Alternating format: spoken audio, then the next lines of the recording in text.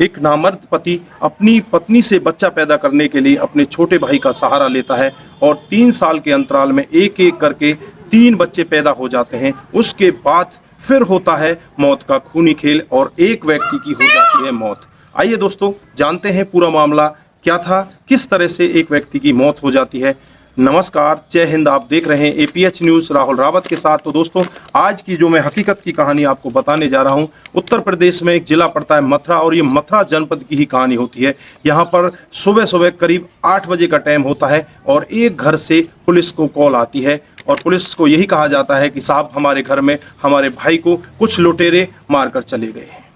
Police मौके पर पहुंच जाती है और जैसे ही छत के ऊपर जाकर देखती है तो वहां पर एक लड़का जिसकी उम्र होती है 30 साल, जिसका नाम होता है विकास, उसकी लाश पड़ी हुई होती है। दोस्तों पुलिस लाश को अपने कब्जे में ले लेती है और उसे पोस्टमार्टम के लिए भेज देती है। पोस्टमार्टम रिपोर्ट आने के बाद पुलिस जांच पड़ताल में लग जाती है। घर वालों की भी जांच पड़ताल की जाती है, आसपास के लोगों की जांच पड़ताल की जाती है, लेकिन कहीं से कोई खुलासा नहीं होता। फिर पुलिस दूसरे तरीके से सोचने लगती है। वो उस विकास की पत्नी की कॉल डिटेल निकालती है और उसकी सीडीआर रिपोर्ट निकालती है। रिपोर्ट देखने के बाद अब पुलिस का शक यकीन में बदलने लगता है, क्योंकि पुलिस जो सीडीआर रिपोर्ट में देखती है कि पत्नी अपने देवर से घंटों घंटों बातें कर रही है। अब घंटों घंटों बात घर में रहकर तो कोई कर नहीं सकता, तो इससे क्या साबित होता है, पुलिस एकदम से शक के घेरे में आ जाती है और जो उसकी पत्नी होती है उसे गिरफ्तार कर लेती है। पत्नी से पूछताछ की जाती है, लेकिन पत्नी जल्दी से कुछ खुलासा नहीं करती। लेकिन पुलिस का जो रवैया होता है, पुलिस अपनी तरीके से जांच पड़ताल करती है और अपने रवैये से उससे पूछताछ करती है। तो थोड़ी देर में ही विकास की पत्नी टूट जाती है और वो सब कुछ सारा वाकया बता देती है। वो कहती है कि जिस रात हमारी शादी हुई थी, शादी होकर सुहाग रात में हम दोनों मिले थे, तभी विकास ने मेरे से कहा था कि मुझे माफ़ कर दो, मुझसे बहुत बड़ी गलती हो गई है, मैं नामर्द हूँ, मैं तुम्हारे साथ संबंध नहीं बना सकता।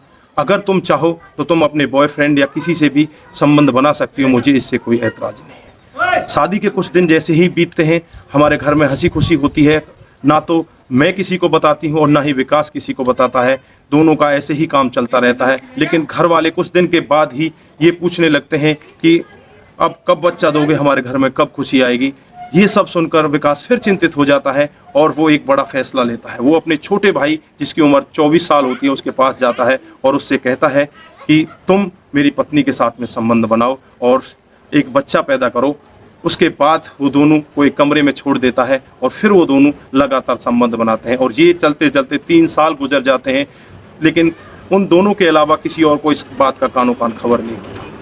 दोस्तों 3 साल के अंतराल में 3 बच्चे हो जाते हैं। 3 बच्चे होने के बाद में अब विकास कहने लगता है कि अब मेरे छोटे भाई की शादी होने वाली है, अब इसकी शादी होगी, अब तुम इसको छोड़ दो और अब तुम यहीं रहने दो। लेकिन ना तो वो जो भाभी होती है वो विकास को छोड़ना चाहती, विकास के भाई को जो उसका देवर होता है उसको छोड़ना चाहती है, और ना ही जो देवर होता है वो अपनी भाभी को छोड़ना चाहता है, क्योंकि वो एक दूसरे से प्यार करने लग जाते हैं। अब दोस्तों काफ़ी हद तक उनकी लड़ाई बढ़ने लगती है। जो विकास होता है उनसे चिल्लाता है, बार बार उनसे चीखने चिल्लाने लगता है। अब तो देवर भाभी दोनों मिलकर एक निर्णय ले लेते हैं, क्यों ना अब विकास को रास्ते से हटा दिया जाए।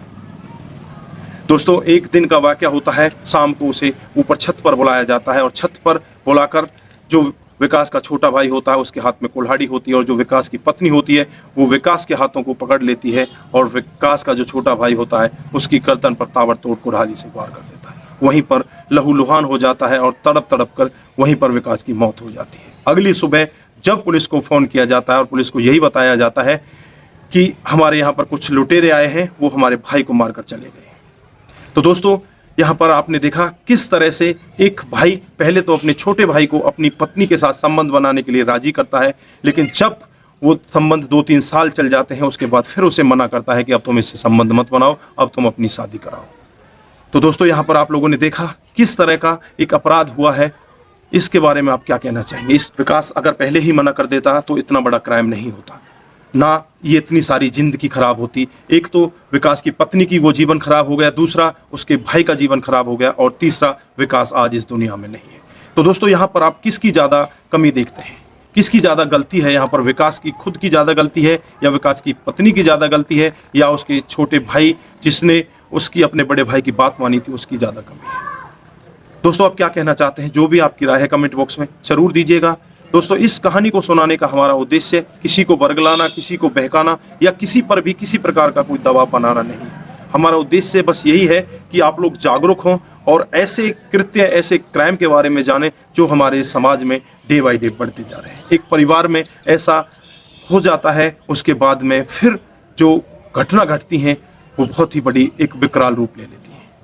तो दोस्तों, अपना ख्याल रखें, अपने परिवार का ख्याल रखें, सतर्क रहें, सावधान रहें और ऐसे क्राइम को अपने आसपास ना होने दें। नमस्कार, जय हिंद, जय भारत।